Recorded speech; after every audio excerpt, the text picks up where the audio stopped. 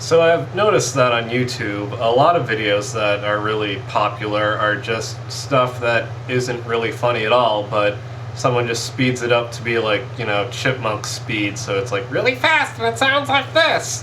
And, you know, that gets a whole bunch of views, and anyone can do that. It's like the easiest thing to edit. It's not hard to do. So I'm going to do it. And I'll be reading an article from CNN.com.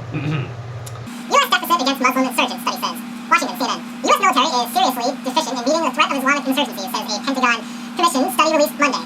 The RAND Corp report characterizes U.S. military intervention and occupation in the Muslim world as, at best, inadequate, at worst, counterproductive, and, on the whole, infeasible.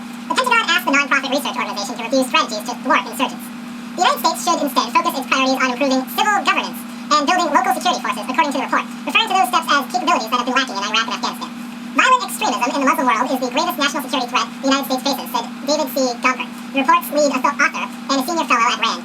Because this threat is likely to persist and could grow, it is important to understand the United States is currently not capable of adequately addressing the challenge. The Pentagon did not respond to calls Monday from CNN seeking comment. The report is titled War by Other Means, Building Complete and Balanced Capabilities for Counterinsurgency. It focused on the increase of about 30,000 U.S. troops in Iraq over the past year, the surge which supporters have credited for a decrease in insurgent attacks.